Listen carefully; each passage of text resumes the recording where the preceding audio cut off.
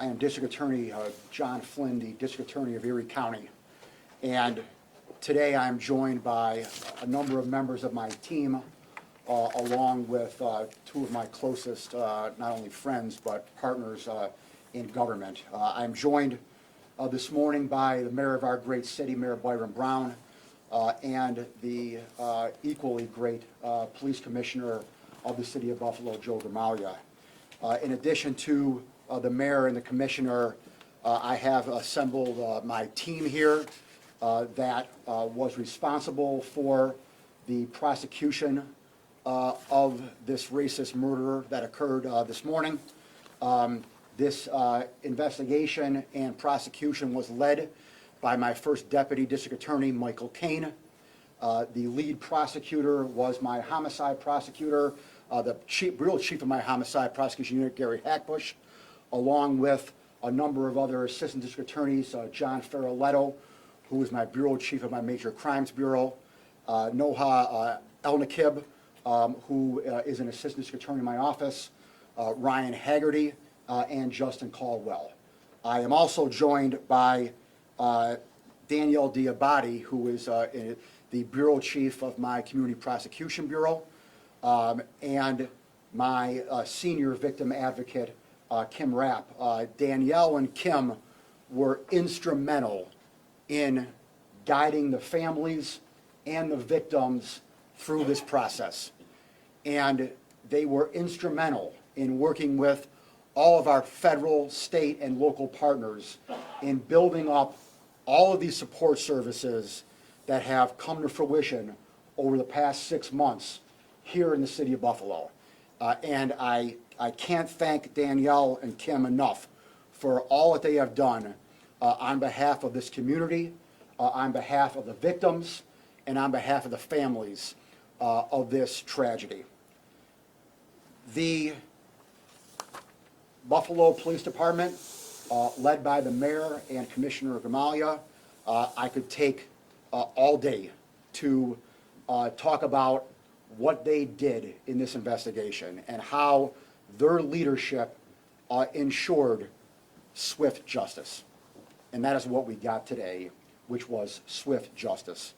I also want to thank all of our law enforcement partners, the New York State Police, the Erie County Sheriffs, the FBI, the ATF, the U.S. Attorney's Office. Again, I don't mean to leave anyone out, but all of our federal, state, and local partners in the law enforcement world brought us to where we are today. And again, I can't thank them enough. As you all know, there were no cameras allowed in the courtroom. There were no recordings allowed in the courtroom. Obviously, some of you were in the courtroom and were able to take notes about what happened, but our community did not hear or see what happened. And our community needs to learn and see what happened today. First of all, and most importantly, the defendant pled guilty to the indictment. And I'm careful, I use the word indictment and not the word the entire indictment. And let me explain. I indicted the defendant on obviously the highest count, which is the domestic terrorism charge, along with 10 counts of murder in the first degree and 10 counts of murder in the second degree. I did both the murder in the first degree and murder in the second degree basically to cover all my bases. In case something went awry, I had a fallback, I had an either-or position. You can't be found guilty of both murder in the first degree and murder in the second degree. You can't legally have both. So with the defendant pleading to the highest, the higher of the two, the murder in the first degree, the murder in the second degree was a moot point. And so the murder in the second degree charges by operation of law just went away. And like I said, the defendant pleaded to the indictment, to all of the highest counts. He pled guilty to the domestic state terrorism charge, motivated by hate. That is a relatively new statute in our penal law that was enacted within the past 10 years. It has never been used before in the state of New York. No individual in the history of the state of New York has been found guilty of that domestic terrorism charge motivated by hate until today. And he pled guilty to that highest charge today. He also pled guilty to all of the first-degree murder charges, all 10 counts. I felt that it was important that all 10 individual names were listed. I could have legally just had one count with 2 or more people that were murdered, but I felt it important not only to the families, but this community, that every name be listed in the indictment and that he plead guilty to every single name that he murdered. And therefore, he pled guilty to all 10 counts of the murder in the first degree. In addition, he pled to the 3 attempted murder charges. As we all know, there were 3 individuals who survived the attack, and he pled guilty to all 3 of those attempted murder charges, and he pled guilty to the gun charge. And I'll explain exactly what the gun charge was so you have a better idea. By pleading guilty to the state terrorism charge, there is an automatic sentence for that. That automatic sentence is life without parole. There is nothing higher than that in New York State. We do not have a death penalty in New York State, so the life without parole is in fact the highest charge we have. And he got that automatically by pleading guilty to that. So in reality, there's really no need from a legal standpoint, a technical legal standpoint, for a future sentencing date. There is one scheduled, obviously, but again, by being found guilty of the domestic terrorism charge, that is per se automatic life without parole, which he will now obviously get. As I stated, you know, there were no cameras in the courtroom. The community did not hear what was said in the courtroom, and while this is going to be painful to some, I think that it is important. I think that it is necessary, and I think that the community and our city needs to hear what the offer of proof was at this proceeding. Not all the time, but a lot of times when we do a guilty plea here in state court, we articulate to the judge what the proof would have been at trial if this case would have gone to trial. And again, it's not a necessity, but we do that on a regular basis. Obviously, we felt that it was extremely important to do that here today, and that, again, that was done in the courtroom, where Noha stated on the record what the proof would have been if this case would have gone to trial. And like I said, the only ones who heard that were the people who were in the courtroom. And now I will articulate to the world now what the proof is and what we had and why he pled guilty today.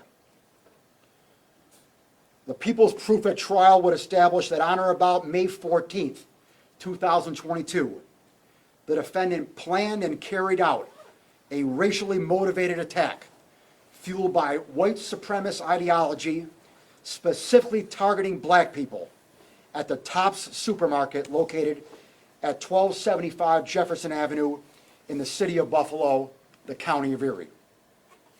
The entirety of this attack was captured on the store's surveillance video, and a majority of the attack was captured on a camera attached to a helmet which the defendant was wearing. The camera attached to his helmet was used to live stream the attack on the internet. Specifically, it was on Twitch. The people's proof of the charges in the indictment comes primarily from the surveillance video from Tops and this defendant's own helmeted mounted video camera. It establishes beyond all doubt the gruesome facts of the defendant's conduct. It also establishes beyond all doubt, as required by the hate crime enhancement and the elements of the Domestic Terrorism Act count, the equally gruesome motive behind the defendant's conduct. In just over 2 minutes, the defendant, with the intent to murder as many African Americans as he could, killed 10 innocent black people and attempted to kill 3 others. The video evidence shows that when the defendant exited his vehicle, which was a 2003 Ford Taurus, outside of the Tops Market, he was armed with a semi-automatic rifle that he illegally modified into an assault weapon. He did this by taking the assault weapon that he bought legally with the 5 rounds that were in the store purchased gun. He unmolded, took out the 5-round magazine and inserted his own 30-round magazine. That action in and of itself makes it an illegal weapon, and as such, why he pled guilty to the criminal possession of a weapon charge. He was also wearing tactical gear that included a helmet, a bulletproof vest, and fatigues. Just before 2:30 p.m. on that afternoon, when the defendant exited his vehicle and while outside the store, he immediately and intentionally shot and killed Roberta Drury, who was walking in the parking lot, by shooting her twice in the head. The defendant did this because Roberta Drury was African American. Seconds later, he intentionally shot and killed Haywood Patterson, who was standing by the trunk of a vehicle, by shooting him twice in the torso and once in his right arm. The defendant did this because Haywood Patterson was an African American. The defendant then made his way toward the store. This was the first time that he randomly fired his weapon. He randomly fired his weapon and shot out some of the front windows of the Top store. As he was walking toward the store, he intentionally shot and seriously injured Zaire Goodman, who was near the front door. The defendant did this because Zaire Goodman was African American. Moving further into the store now, the defendant encountered numerous customers and staff. Their screams of fear and confusion are heard on the defendant's camera. The defendant then intentionally shot and killed Pearl Young, who was just outside the entrance of the store, by shooting her multiple times, including the fatal shot to her head. The defendant did this because Pearl Young was African American. Ruth Whitfield and Chelsteen Cheney were standing by a wall display between the front door and the registers. The defendant intentionally shot and killed Ruth Whitfield by shooting her multiple times in the torso. The defendant did this because Ruth Whitfield was African American. The defendant then intentionally shot and killed Chelsteen Cheney by shooting her multiple times in the head and torso. The defendant did this because Celestine Cheney was a black person. It was at this point that the defendant encountered Aaron Salter, a retired Buffalo police officer who was working as the store's security guard. Aaron was armed, but he only had a 9mm pistol. He returned fire on the defendant, who was armed with a high-capacity weapon and protected by body armor. This caused the defendant to retreat and cover and gave him the opportunity to reload his magazine before shooting Aaron Salter multiple times in the body and head. The defendant did this because Aaron Salter was African American. Besides shooting randomly at the front windows of the Tops when he was walking into the store, the shots that he fired at Aaron Salter and missed were the only shots that he missed hitting a person the whole day. Every other shot that he fired was a calculated shot that struck his victim.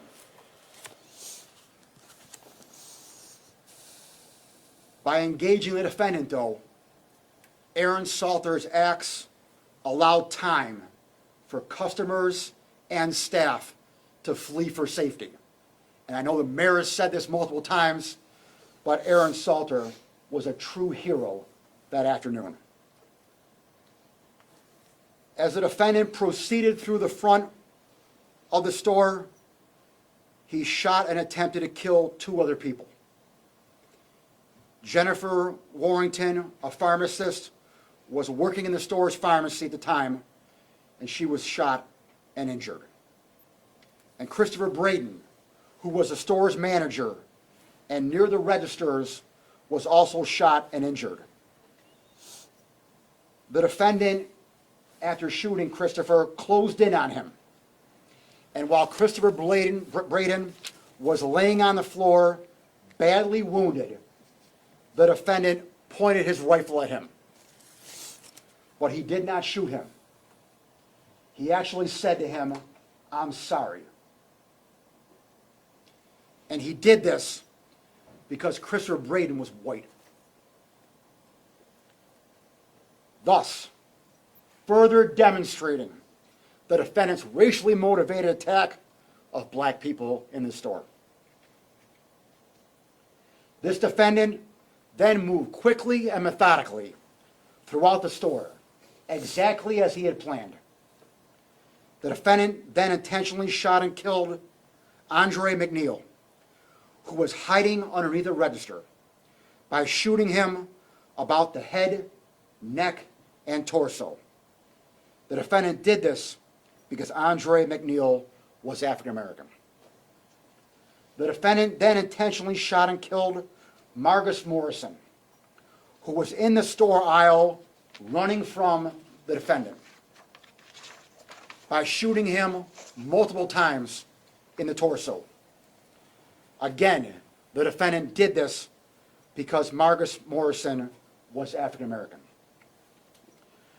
The defendant then intentionally shot and killed Catherine Massey, who was in a store aisle, by shooting her in the head. The defendant did this because Catherine Massey was African American. The defendant then intentionally shot and killed his last victim, Geraldine Talley, who was in a store aisle, by shooting her in the head. Again, the defendant did this because Geraldine Talley was African American.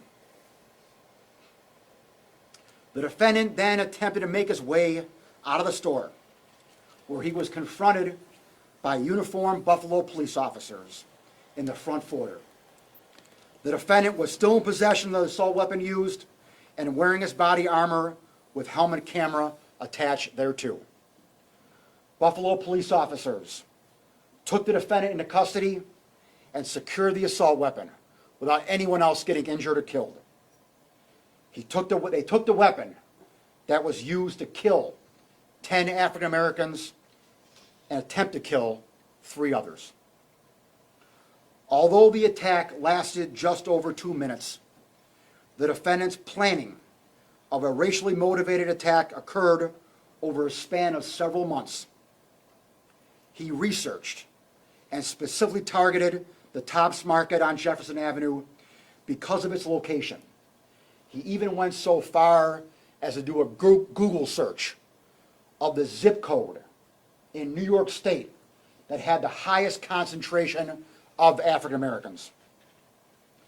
To further his plans of a racially motivated attack, there are at least 2 documented dates in March in which he visited Tops on Jefferson Avenue. During his visits, his preparation included, but is not limited to, the diagramming of the interior and exterior of the store, taking notes of the security guards and their weapons, as well as noting the time of day when the store was most populated with African Americans. Also included in his planning of this racially motivated attack was researching how to illegally modify his semi-automatic rifle to allow him to kill as many African Americans as he could in the shortest amount of time. He performed the illegal modifications himself while in his parents' home. The change the defendant made to the rifle modified it into an illegal assault weapon and allowed the defendant to shoot more rounds more rapidly than the rifle was designed to or originally sold to do. The defendant also practiced shooting this assault weapon on several occasions by going to state parklands near his home in Broome County leading up to the attack. On the aforementioned assault weapon used during the attack, as well as the shotgun and rifle that were recovered from his vehicle, were writings consistent with white supremacy ideology. These writings included phrases and symbols commonly used by white supremacists. The writings also included names of individuals who have committed similar acts of terrorism and mass shootings in the past. Further evidence of the defendant's motivation and hate were found a 180-page document authored in part by him and located on his computer and posted to the internet shortly before the attack. This document outlined the defendant's goals behind the attack, which were to kill as many African Americans as possible, avoid dying, and spread ideals. The document also detailed the defendant's hateful beliefs, specifically his hatred for African Americans, Jewish people, immigrants, and other minorities. As I mentioned, the defendant attached a video camera onto his helmet in order to record this video and live stream this racially motivated attack to as many people as possible, and to further spread his hate and his white supremacy ideology. Based on the foregoing, the people's evidence and proof of the defendant's guilt is overwhelming. And as such, the proof at trial would have established beyond a reasonable doubt that on or about May 14th, 2022, in the county of Erie, the defendant committed the crimes of domestic acts of terrorism motivated by hate in the first degree, 10 counts of murder in the first degree, 3 counts of attempted murder in the second degree as a hate crime, as well as criminal possession of a weapon in the second degree.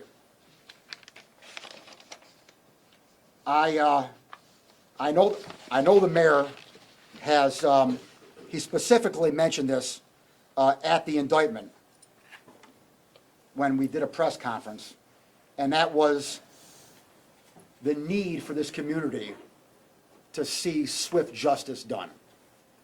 And this case is a poster child for swift justice. First of all, there was swift justice by him and his troops in the capture of this individual. That was swift. There was swift justice done in the arrest.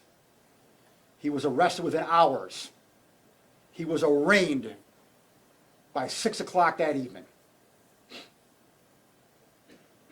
He was indicted not a few weeks later on all the counts in the indictment here that I've articulated.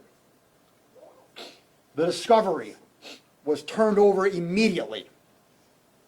The discovery was voluminous. But this team right here made sure that every document, all the discovery, was turned over to the defense lawyers immediately. That was swift. And again, as we know today, he pleaded guilty.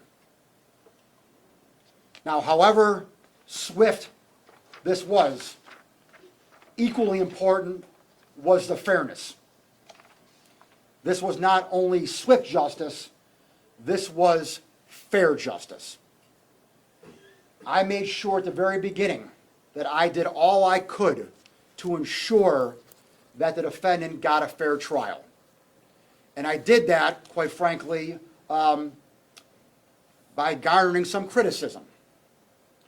I was very concerned in the days following this horrific homicide that the defense lawyers were going to make a motion for a change of venue. And again, I'm not blaming anyone. No one's at fault here. But obviously, the rhetoric was high. Everyone was saying he's a racist. Everyone was saying he's a murderer, et cetera, et cetera. And again, that's obviously justified by today.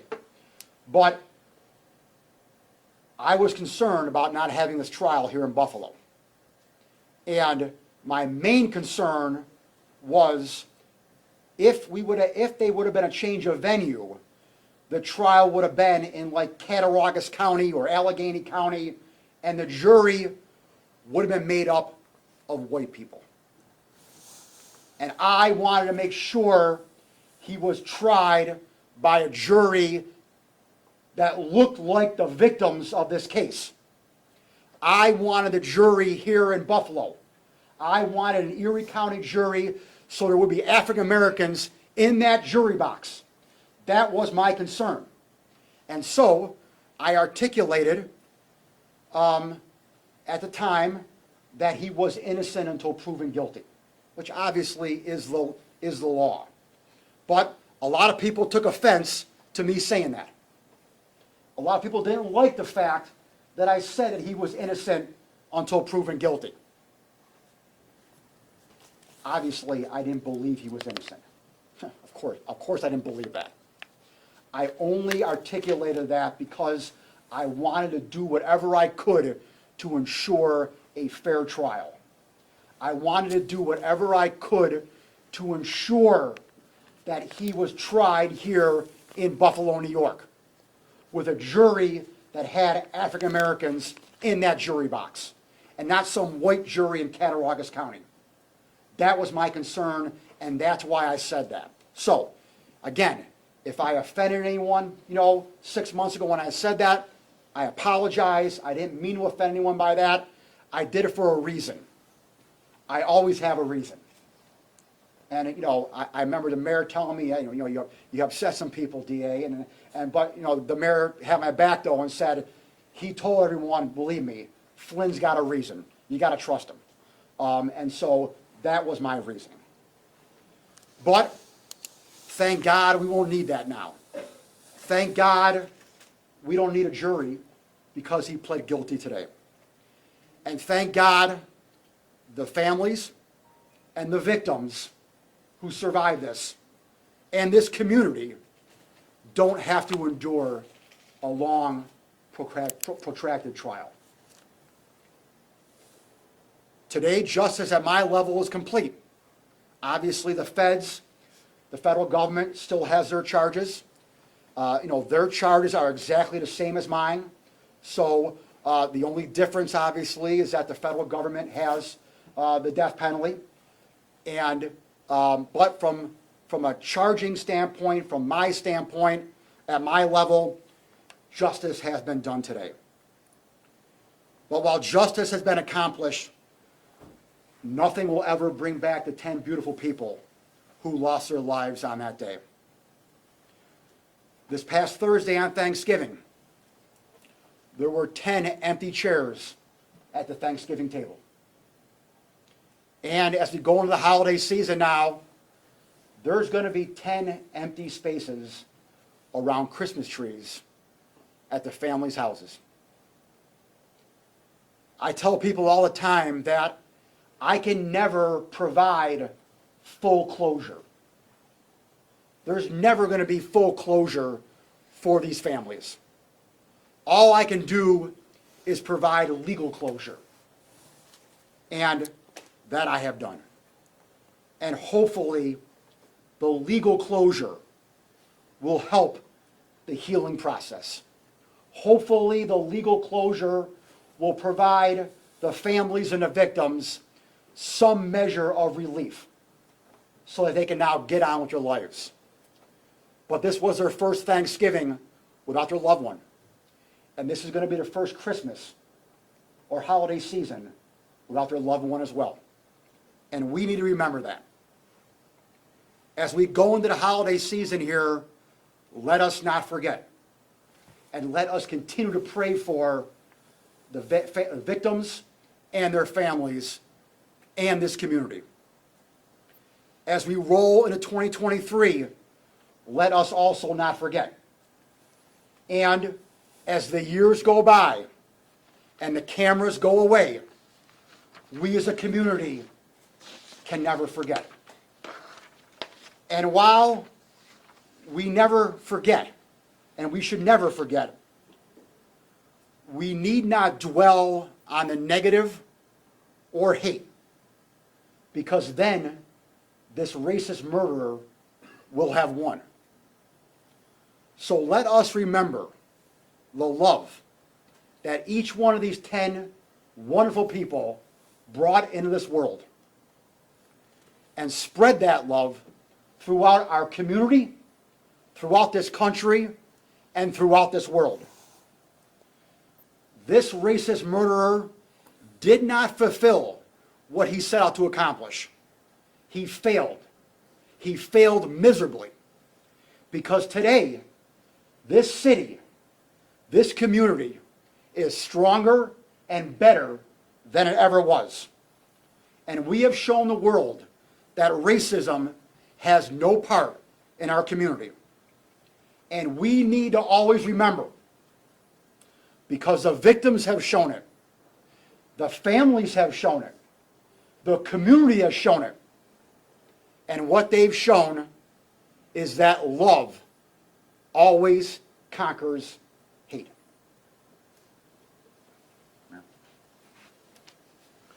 Thank you, District Attorney Flynn. Today is a very emotional day. Those of us who got to sit in the courtroom witnessed a domestic terrorist, a racist mass murder, plead guilty to killing 10 precious, innocent people and wounding 3 others. I want to thank District Attorney John Flynn, the Assistant District Attorneys, and the District Attorney's staff for their work and thoroughness in prosecuting this horrible case. The District Attorney's Office paid attention to every single detail. And for those of us who got to sit in the courtroom, we heard Judge Susan Egan go over every charge and ask this mass murderer, are you guilty? Ask the mass murderer if they understood what they were being charged with, if they had the opportunity to discuss it with their legal team, with their parents, with anyone else that this individual wanted to discuss it with. Every time the answer was yes. It was clear that this act of pure evil, premeditated pure evil, that this individual knew what they were doing, and this individual pled guilty to what they were doing. District Attorney Flynn went over painstakingly what was presented in the courtroom in terms of how these 10 innocent people were shot and killed and 3 others were wounded. It was very, very painful to hear. Very painful to hear where bullets went into their body and snuffed out their life. We continue to pray for the families of the victims, the families of the survivors, the workers, the shoppers at Tops, the members of this community. I know it was very painful for family members to hear that. But as District Attorney Flynn said, it was important, it is important for this community to hear how these precious lives were snatched from us for no other reason than the color of their skin, for no other reason other than this mass murderer wanting to kill as many black people as he possibly could. And here today in court, he admitted his guilt on every single charge presented in the presence of his legal defense team. Like District Attorney Flynn, I want to thank law enforcement at every level, particularly the Buffalo Police. If not for the Buffalo Police, the aspiration of this murderer and his desire to kill as many black people as possible would have been carried out in even greater detail. The swift response from the Buffalo Police stopped more people from being killed and injured, and I thank our Buffalo police officers for that.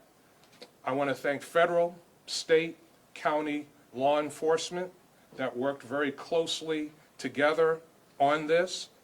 And as District Attorney Flynn said, Buffalo is a model for the nation and a model for the world, and how we came together after this horrible situation. We showed that love conquers hate, that hate will not win, that love will win, and that love is the answer. Now, there is a message in the Buffalo story that some are still missing.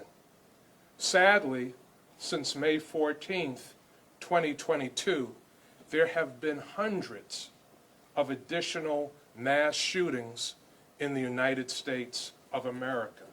Hundreds of additional mass shootings in the greatest country on the planet Earth. We have to do more to stop it. White supremacy and other forms of hate. We have to do more to stamp out hatred. The motive here, pure evil, pure hate. Social media. We have to prevent people from being radicalized on social media, from spreading hateful ideology and manifestos on social media. That is critically important to stopping these kinds of behaviors. And assault weapons. There's no reason that Americans need assault weapons. The weapon of choice in many of these mass killings that we have seen in our country are assault weapons. There has to be a ban on assault weapons again in the United States of America. This guilty plea was certainly no surprise. The world knew that this mass murderer was guilty because he live streamed it for all to see. So there was no doubt of the guilt of this individual. But today, as District Attorney Flynn has said, justice has been done. This individual has admitted their guilt, and the penalty for this horrific crime is for this individual never, ever to see the light of day again. Life imprisonment without the possibility of parole. Thank you, Mayor.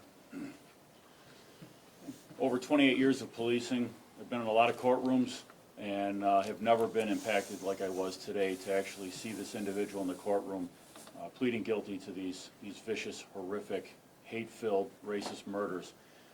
I want to thank the District Attorney, John Flynn, and his incredible staff that's standing around us. I think what has to be truly understood is the amount of work that went into this case to get the convictions that were obtained today, keeping in mind that there are other cases that they have also had to maintain and get into court. This has not been the sole case that they have worked on. They take every case like it is the sole case, and they spoke for the dead today. I want to thank the Buffalo Police Department, the brave women and men of this police department, and the other agencies, federal, state, and county that assisted at every level of this. You know, this has been very trying. It's been very tough. It was very tough that day. I also want to thank the community.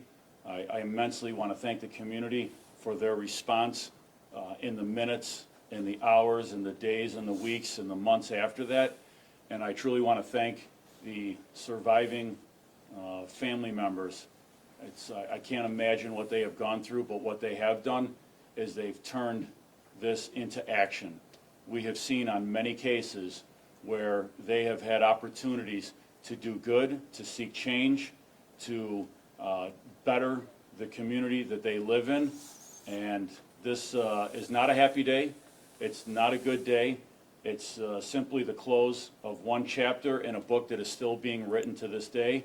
And some of the chapters that are going to come forward is the change that the family members have taken on.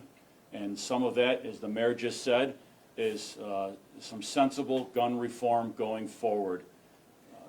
Assault weapons are nothing but a vein in our existence. They are for one purpose and one purpose only. We have seen what they can do. We have seen what they've done. And it's time to get some sensible change. Again, I really, truly thank the family members and the community, and we are going to go forward. We are going to continue to do good. We are going to continue to write this book. Again, thank you to everybody that worked so hard to get to this day where we are at today. Thank you. Thanks, Joe. Questions? John, can you? Can you detail for us, John, thank you, how this plea agreement came together? I think we were waiting for somewhat of a lengthy pretrial process here. Can you detail where the seed was and how we got to today? The defense attorneys sent me a letter basically saying that they wanted to, that their client was willing to admit their responsibility and plead guilty. And so when the defense attorneys reached out to us and said that they were ready to plead guilty, we then got the process moving. We were, as you all know, we were scheduled to do it last Monday, but the snowstorm, knocked that out, and we had to move it a week. I would have liked to have it done before Thanksgiving. I would have liked to have the families have some closure to this before the holiday started, but unfortunately, Mother Nature did not cooperate, and we had to move it until today. So it was basically, Chris, just as simple as the defendant acknowledging his culpability and reaching out to us, telling us they want us to plead guilty. John, we heard from Payton Gendron himself today that he spoke with his parents at length about pleading guilty here. We also heard that he modified that gun in his parents' house. Where does the legal accountability for his parents fall at this point? There's no criminal liability there. So there's no, there has been, in the exhaustive investigation in this matter, which is now 6 months plus, there is no criminal culpability against anyone but him. Now, again, civil liability and civil procedure is a whole nother matter.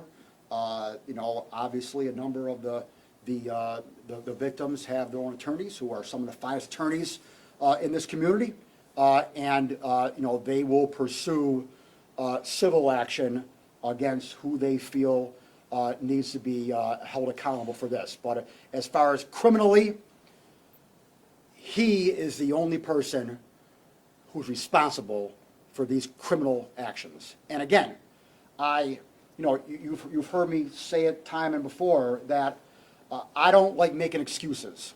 Listen here, do we need sensible changes to social media? Absolutely. Do we need sensible changes to gun policies? Absolutely.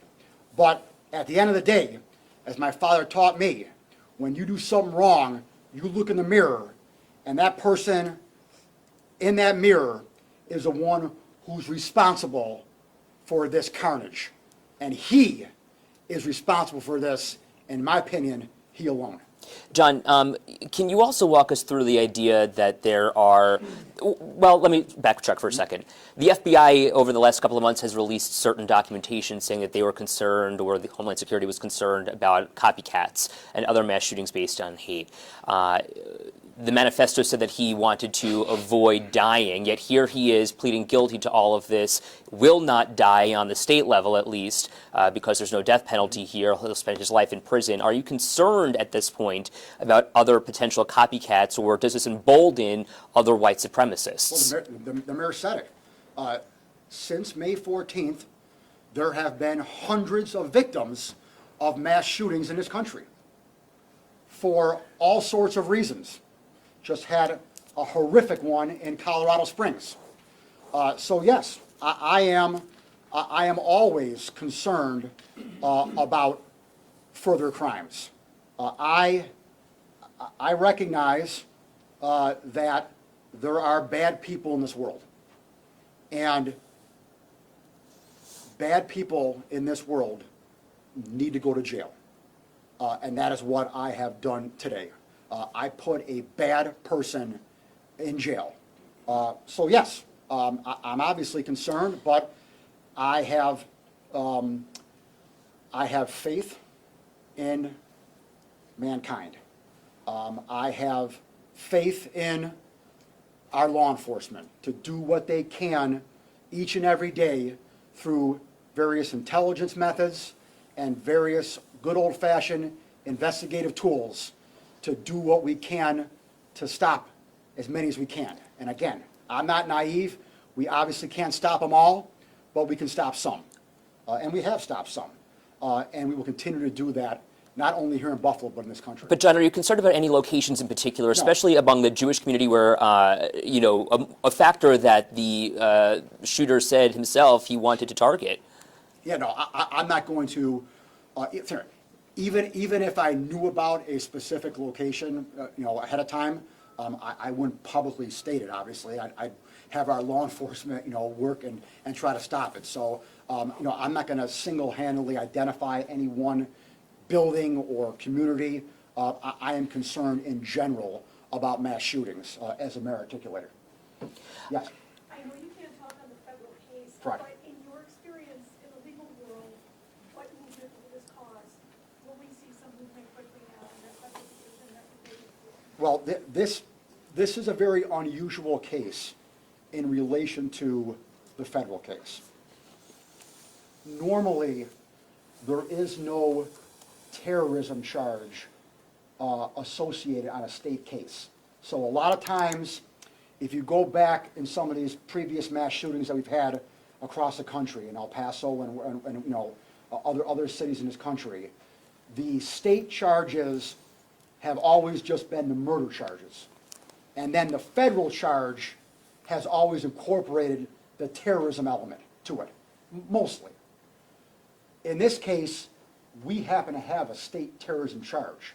So that's what makes this case unique, in that our charges on the state level are identical to the charges, not technically, but conceptually identical to the federal charges. And so that adds a unique element that hasn't been seen in the past.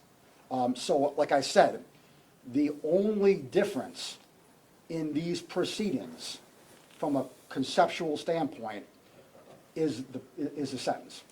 And again, I can't comment on that. Yes, sir. Could you shed a little more light on the discussion between the letter that you got and what exactly motivated the shooter to want to plead guilty? Was there some conversations that happened, or what was his motivation now to enter that plea now? Well, those were not articulated on the record. And I really am not at liberty to discuss that aspect of it. Obviously, I believe that the evidence was overwhelming. There was no hiding that. As the mayor said, this is not a surprise. I mean, let's be honest. I didn't just go out, as UB and beat Alabama today, okay? All right? This is no big upset here at all, all right? The evidence was overwhelming.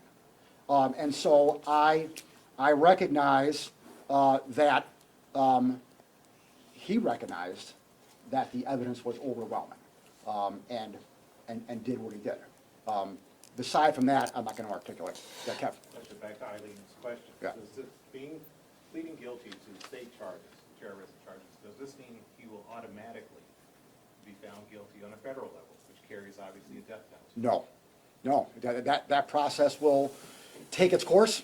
That process will go through the mechanisms that it does, and that may very well end up, going to a trial. I mean, again, and again, for the layperson, it obviously seems a little ridiculous because he just pled guilty in public. And so if you plead guilty in public, well, doesn't that mean you're guilty everywhere, including the feds? But from a technical standpoint, that matter is still progressing. Yes, sir. This is a question for Mayor Brown.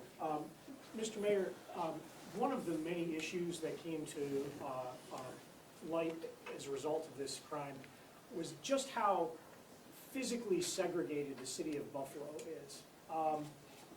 I guess I want to know, what do you make of that, and going forward, is there anything to be done about that? And did that contribute in any way to this crime? This person wanted to kill as many black people as possible. I live right next to that zip code.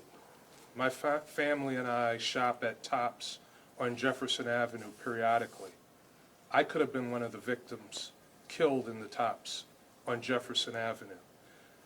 We live in a country where there are neighborhoods where a lot of black people live together, where a lot of white people live together, where a lot of Hispanic people live together.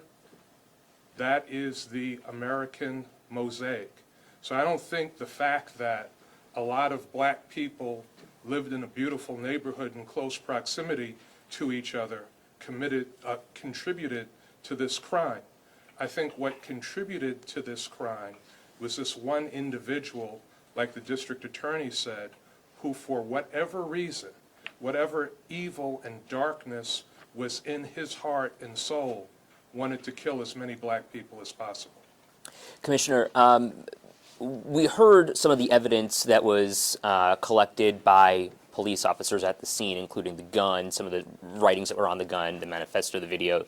And we also heard how he was arrested without any incident. What did it take for Buffalo police officers to coax the suspect into, or the shooter, into putting that gun down, taking it off of his neck, and taking him into custody? I commend the work of the officers, the 3 officers that initially engaged him, and then a 4th that came in. and was able to help take him into custody.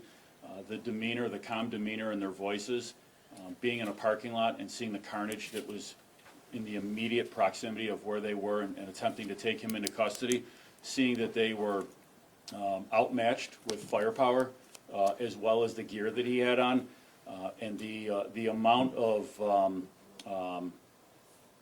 I guess, time and you know, in the effort in their voices to attempt to de-escalate that to the best that they could. Thankfully, he did not point the weapon at any of the officers at that time.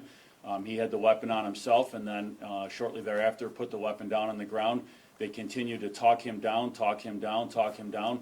They kept him in a very, using a very calm demeanor in their voice. So they were able to move in, safely take him into custody, which prevented him from going back into the store, which prevented him from firing shots at people in the parking lot, from firing shots at our officers. I'll take that conclusion all day long. Did he make any statement to police at that point? I'm not going to comment on any other statements that he made. John, can you talk about the logistics here?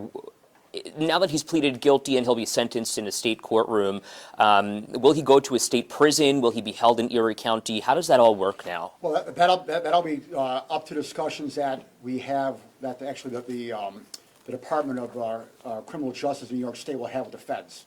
So obviously his fed case is going to continue, and so the Department of Corrections in New York will have conversations with our federal partners and decide where he actually stays. So, long answer to your question is that to be determined. Well, I guess because it's a cost to the taxpayers of Erie County at this point. Yeah, well, I mean, sir, the public's going to pay for it, obviously, whether it's in a federal courthouse, a federal jail, or our county jail. Yeah, I mean, the taxpayers overall are going to pay for it, whether we're paying for it with our federal tax dollars or our county tax dollars.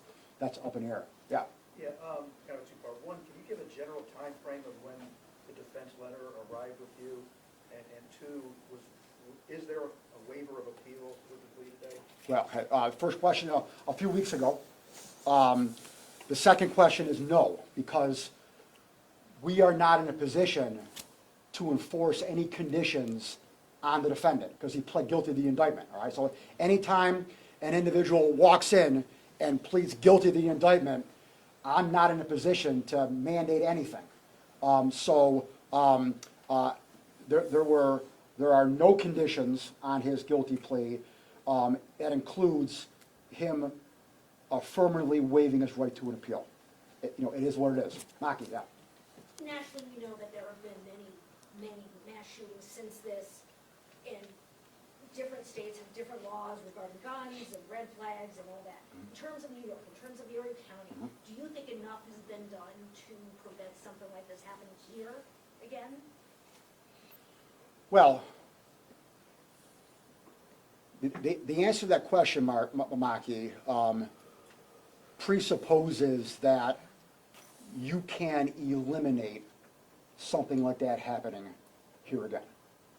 And the reality in the world that we live in is that you're never going to be able to do that. You are never going to be able to eliminate the possibility that a mass shooting will take place. I believe that the individuals who are leading this city, the mayor and this commissioner, have done everything in their power to ensure nothing like this happens again. I believe that I have done everything in my power to ensure, or try to ensure, that this doesn't happen again by making sure he was either found guilty after trial or he pled guilty to the charge. Again, whether or not, every single thing has been done to ensure that this can't happen, that's an open question. And again, by me not answering that question fully, I try to stay out of politics. Okay, I try my best not to get involved in politics. and try my best not to cross that line. And so, listen here, are there things that can be done with regard to social media? Absolutely. Are there things that can be done with regard to guns in this country? Absolutely, absolutely. But you're never going to peg me down on specifics because I'm not running again. The commissioner has. Yeah, yeah. You know, Maki, to piggyback off of that, you know, one of the things that keeps me up at night is what we don't see, what we don't, aren't able to figure out, what we aren't able to stop, and what we don't know. We have created a new unit in this police department, the Threat Management Unit, which will do its best, working with the FBI to try to root these things out and try to find some of that ideology or somebody who is looking to cause harm to somebody before they actually turn that into action. That includes the use of New York State's enhanced red flag laws. We have done a number of those. We believe that we have intercepted a few individuals that at least put out information that they intended to do harm. You know, like I said, the unfortunate thing is that we don't know what we don't know. And this unit, working with the FBI and working with the Sheriff's Department, the state police, and all the other agencies, are working day in and day out using all of the tools available to try to find someone that is intending to do harm. So it's tough, and you know, I can stand here and tell you now that we're not going to be 100% successful. No police department will. There will be more that happens. We just have to do our best. We will do our best. Time for one more question. Yeah, go ahead. Were any of the officers who apprehended the shooter in the grocery store parking lot of African American descent? Yes, well, I believe one was mixed. John, can I just follow up on one thing that you mentioned? You said that you wanted a fair trial and that you wanted that trial or potential trial to happen here in Erie County as opposed to Cattaraugus County or Allegheny County. I just use those two examples. But I just wonder, though, do you think that he would not have had a fair trial in those two southern tier counties? No. I just wanted a jury that were peers of the victims. That was my only concern. Yeah, go ahead. Yeah. I know the federal case is on, as you said, a separate Yep. track, it's on its own track.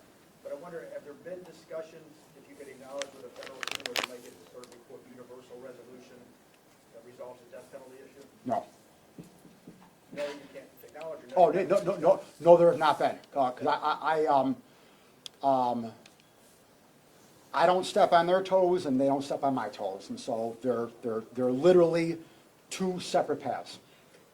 John, with the last question, I guess, for me, life without parole is the highest consequence here in New York State. Should there be a death penalty in New York? I'm not going to comment on that. I only comment on what the law is, and the law in New York State is that there is no death penalty. Okay? Thank you.